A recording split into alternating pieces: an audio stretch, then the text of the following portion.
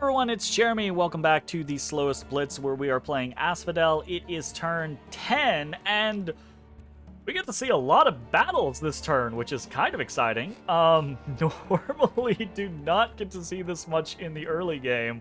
I'm really loving the... Initially, I was not I thought it was cool, but I don't know that I was a huge fan of the Fog of War in Dominion 6. In not being able to see like the generalized shape of the map and that type of stuff being hidden. And when I started playing Asphodel, I was like, oh, this really sucks because you can't fly, even if they have the map move, you can't fly your harpies into the Fog of War. You can only go into provinces that are, you have vision of, and then you gain vision through the Fog of War by being in those provinces. So initially I was like, it hurts their scouting ability so much. However, at the same time, I also think that it is still one of the best scouting nations in the entire game. And I was just being a bit whiny when I was belly aching about that previously. So now I'm like, holy crap, it's so nice to feel like almost the entire world is uncovered by turn 10, and we get to see a lot of stuff. So before we watch everyone else's stuff, let's check how we did. We attacked in Kepria. With some concern that there might have been a bump with Bandar log there, but assumed that there likely wouldn't be. We could see that there was not. And this is a pretty easy province, so shouldn't be any big deal. Slam into the front with our black centaurs. Chop, chop, chop. Easy peasy. No concerns. We can see the mannequins popping up from the not existing Carrion seeds. And yeah. It does seem like we took a singular loss from Black Centaurs there. Looks like a heavy infantry got a lucky hit in on us. Probably exploding died the shit out of us and just popped us. Or did one of those scenarios where the line hits and one Black Centaur, rather than being... There's 12 of them. They could all be in a square together, but one maybe was outside the square and got harassed down. That is likely to happen. Unfortunate, but is what it is. We have a battle in Imicton, and we've got a little squad of mannequins, the last remaining satyrs, and we are up against, yes, lizard shamans. Woo! Very cool. And actually, I think this is again, I think this is different from the original game. I think when we actually first did this, I think there were some crocodiles here. If I'm remembering correctly, but I could be misremembering. Body ethereal, somewhat annoying, but not a big deal. Those lizard warriors are going to destroy our satyrs and mannequins. However, they should immediately die afterwards because we killed both of their leaders. So, very cool. We did lose our Carrion commander there. We did not lose our prophet, homemade sweets. We did lose a single black centaur. Lost 2 centaur warriors. Lizard warriors, very scary. Do not underestimate them. They hit very hard with this trident, and that bite being, them being size 3, 6 attacks per square, 2 of them being very high damage. These little bastards can really put the hurt on you if you are not prepared for how much damage they can deal. So, very, very interesting. So, took a lot of losses, honestly, there. Not just in mannequins. We lost basically all of our satyr, or not basically, lost all of our satyrs, all of our mannequins, and lost 2 of our centaur warriors and 1 black centaur. So, that's not great. That is pretty painful, but... It's acceptable. We're not gonna like die from that. No big deal. And we're kind of like closing out any kind of expansion and moving internally, so we shouldn't have to worry about bumping anyone else and our weaknesses becoming a bigger problem. So let's check some of these battles that we get to see. We get to see a Pyrene or Pyrene battle. over in Evergreen Forest, and we get to see the Mouflons, Emerald Knights. These guys are pretty cool. Very beefy mounts, right? Decently high protection across them, not quite on the level of Black Knights or I think Knights of Avalon, and not quite as killy, I think. Maybe as killy as the Black Knights, right? They have a fun little headbutt.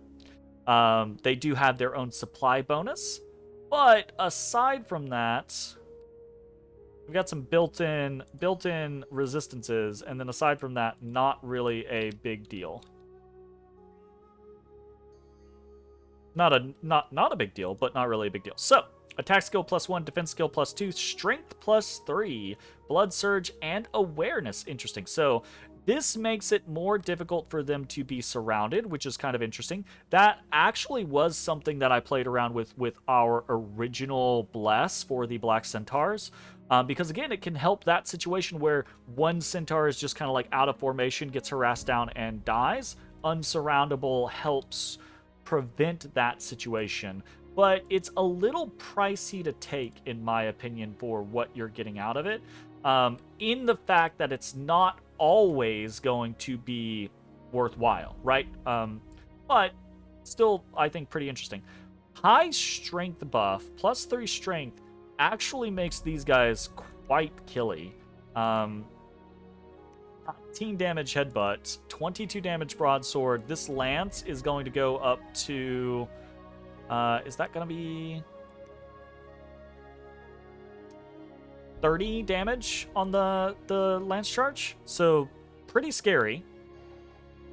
And with the attack boost, the +1 attack, and the experience pip, you are actually getting decent attack value. I would say at this point, maybe different post-patch because of the nerf to heroism, but I would say, generally speaking, I think rather than taking attack skill +1, you're kind of just better off taking a point of heroism. Again, maybe not worth it now compared to how strong it was pre-patch, but pre-patch, that 1 point of heroism is going to get you experience way faster, and those experience points are going to stack up to where you have quite a bit more bonus out of your attack skill than you are from just attack 1.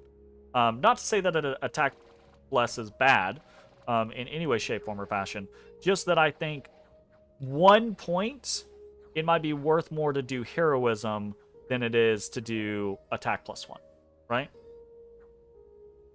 Regardless, super easy victory for the Emerald Knights. They did get one of their mounts killed, so there is that. Unfortunate.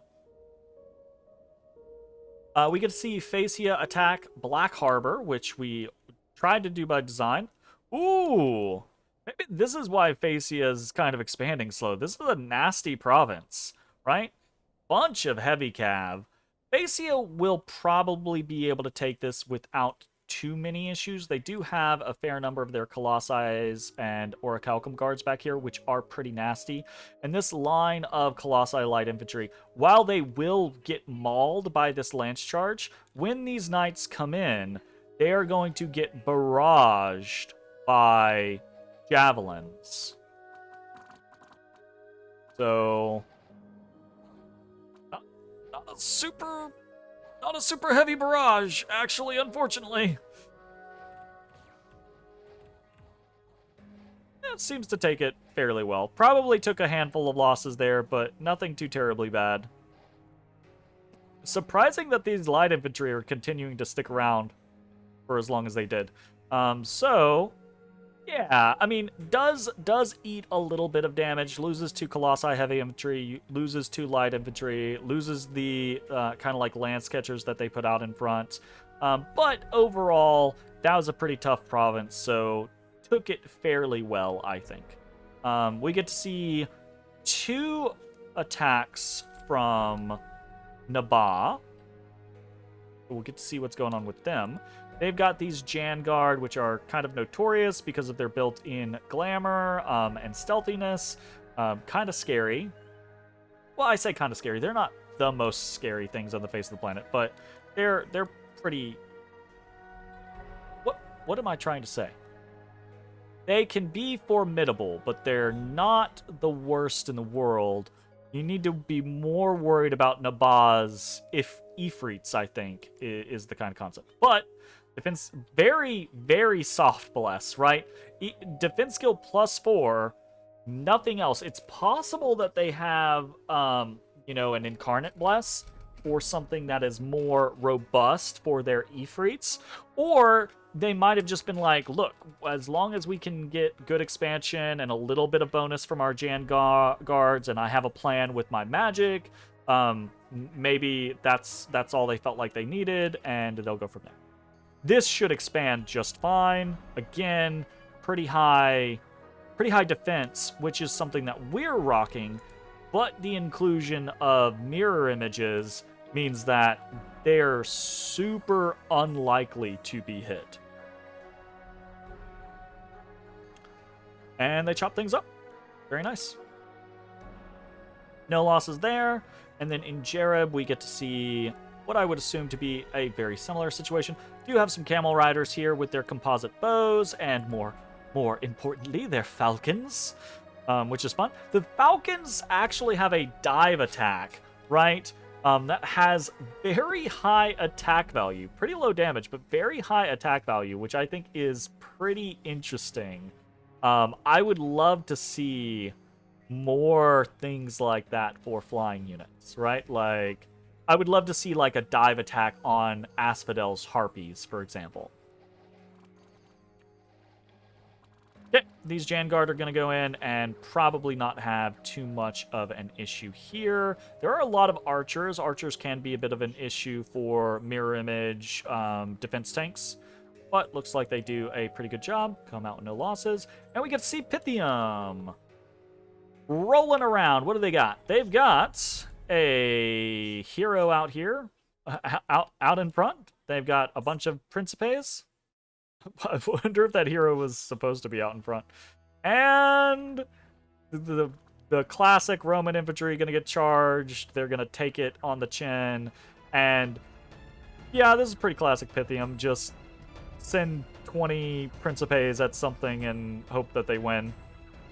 Oh God. That didn't work. That was a lot. Okay, all right. Did actually work in the real game. In the real game, they did attack and win, but again, you can see how close it was that the game shows us something different, right? Like, for clarity, people who might be watching that don't know how the deviation works, it's not always post-patch versus pre-patch. Sometimes the game just does weird shit and it reports a battle the way that the battle didn't go. But normally that's because of a hotfix or a patch or something like that, right? But it's never...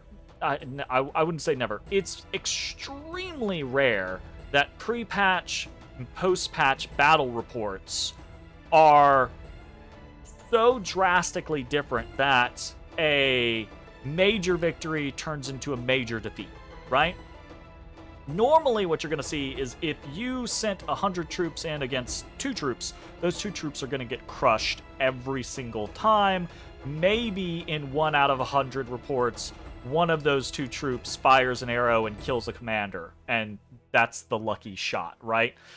Normally not going to be the case. But on battles that are close, where both sides are somewhat equal, or there is the chance for some sort of like upset if a particular thing happens, like heavy cav, lance charges, or barbarians getting a wave of lucky hits or things like that, you'll often see in those cases that the battle report will differ pretty drastically. In that particular case, we watched the Principes take the charge, seemingly hold, but then be unable to cut the heavy cav down before they routed. And in the actual game, what happened was probably something close to that, where the Principes took the charge, hurt a couple heavy cav initially, and then were able to hold until they routed the heavy cav and killed the rest of the units, right? So that signifies, just like our battle with the barbarians, that this was kind of a coin toss. Pythium expanding into this could have gone badly, but luckily it did not go badly for them. So, aside from that, we patrolled some units out in Lovendalen, and that is it. No big deal. What is going on? Oh, okay. Well, we get a bit of a better understanding of the world around us. Very, very barely any fog of war on the map now. We can see Vanarus to the north of Pythium. We are trying to scout around and kind of like see what's going on in there. We can see Abysia is out on the map, which is scary. We can see kind of like a stretch of land from Nabah, right? So very interesting, kind of like little noodle-like empire from them, potentially, depending on where things are.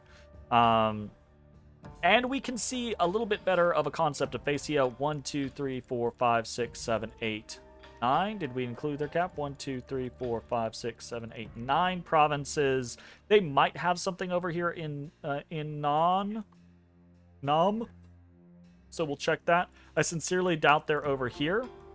But even if they were, that would be 10, 11, right? So pretty minimal expansion. Still, this portion up here to the northeast for them, so maybe they'll close that out and have a decent size to them. What are we doing for this turn? Doing a couple of different things, mostly maneuvering. We're combining for an attack here in the Kisevic Highlands. We do not have very many forces with homemade sweets after being mauled by those lizard warriors. So rather than just run homemade sweets, very high experience centaurs into this undead province, which probably wouldn't be too big of a deal. But why risk it when we don't have anything else for this group to do? So we're just going to combine forces down here, and we're going to have a front unit. We're going to have a rear unit. We're going to have some archers. And we're probably going to demolish this. And the next turn, we will bring this force of 24-ish Black Centaurs. I guess 22-ish Black Centaurs. Hopefully we'll have all of them. Into Shadowglade, along with hopefully close to about 100, right? Because we've got this Carrion commander leading and picking up units here in Muspel. We have this Carrion commander leading units and picking up units here in Lovendalen. We have a bunch of units here in the capital, along with a shit ton of Black Centaur, combined with more Centaurs, both from Lovendalen Shade Forest and from Monarch Woods, that we've been spending our gold on over the course of the last 2 turns. The idea being that when we hit Shadowglade, we should have a force of over 40 Black Centaurs, 100 to 150 mannequins, and around 40 or so Centaur archers, right? To create a wall of mannequins, a bunch of arrows going in to thin the herds of the light militia and maybe the archers. Maybe we get lucky and pluck off a mage or 2, but probably not. And then we just have a wall of Black Centaurs that does attack rear and hits the side and just destroys everything up from the side and goes from there. And that should get us very minimal losses overall would be the hope. Also, I was incorrect. I went into Jerib and we saw we got to see Nabah's Bless, which we would have also seen over here in a block, and indeed Bandar went to Pannonia instead. So we still do not know Bandar Bless, which is unfortunate because Bandar could be another potential target. I will say this though, I don't want to fight Bandar even if I knew they're blessed, I don't want to fight Bandar just because I don't... Oh, it's Agartha. Hello, Agartha. Because if I did, Agartha would be under me, and I don't want to deal with that, right? So probably just going to be like, hey, Bandar, you can stay over there, I'll stay over here for the rest of eternity, because that is not something that I am especially interested in. So yeah, that is the current game plan. Anything else interesting going on? Oh! There's a reason why this Panic Apostate is named Feelin' Lucky. This is a Nature 4 Panic Apostate. We got it in one roll, 25% chance. Except, we don't know if it was the 25% chance or if it was the 2.5% chance, because these motherfuckers come out with Death 2, Nature 3, and this motherfucker is Death 3, Nature 4. So, he got not only either death or nature on the 100% random, he also got death and nature or nature on the 2.5% random, which is an incredibly lucky roll. About the only thing that could have been luckier for us is if he got the 100% random on nature and the 2.5 or the 25% random on nature and the 2.5% random on nature, giving us a nature 5 with which we could just rush up to Mother Oak and just say, fuck it, bye-bye. Regardless, though, this guy getting nature 4 is incredibly valuable for us. Again, pre-patch, right? Carrion Fortress costs, in fact, it wasn't even called Carrion Fortress, it was called, like, Grow Fortress, cost 4 or is nature 4 to cast. So, we would not be able to cast this if we did not get that nature 4. We got it immediately, it's turn 10, we are going to be able to start rolling around and just, boom, build lab, put fort, build lab, put fort, build lab, put fort. And with the amount of nature income that we have, right, just out of the gate as Asphodel, we already have enough gems for 3 forts or 2 forts right now. By the time it takes us to get those 2 forts down, we will have enough for a 3rd fort as well. Which is, I think, kind of the at least minimal game plan that we want, right? We're going to want one in Monarch Woods, probably going to want one in Iniqtlan, where we can recruit lizard shamans, right? That'll be a big deal for us. And then maybe in Sylvania or Shade Forest, depending on how situations go. But probably Sylvania. We're already building a temple there, so we should probably already have that kind of like lockdown. So, labs going up in Monarch Woods from Pirus here this turn. And then we'll immediately move him to a new forest, or we'll have a lab going up here so that we can start moving this Panic Apostate around, get to a place, or take a turn to get to a place, take the next turn to drop a fort. Take a turn to get to a place, take the next turn to drop a new fort.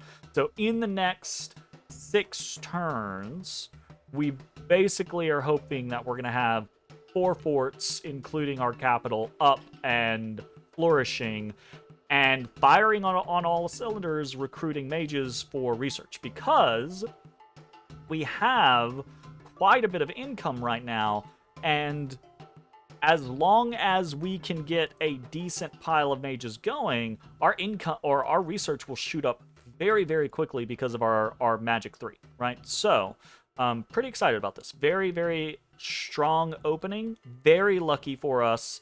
And yeah, let's see how the rest of this turns out. We also got dancing lights down here. That's kind of interesting. Do we have any other cool... We've got a Shambler Reef. It's all right. We might try to send a unit of mannequins up here to Goodwater, but I'm not super stressed about it. So we'll see how it goes. We got a Windspire here. That's some wind income. Kind of cool. So yeah, that is it. Thanks for watching. We'll see you next time. Bye-bye, everybody. Hey, everybody. Thanks for watching. If you enjoyed the video, consider leaving a like, commenting, or subscribing. It really helps me out. If you'd like to see me live, head over to my Twitch at twitch.tv/thedistanthorizon.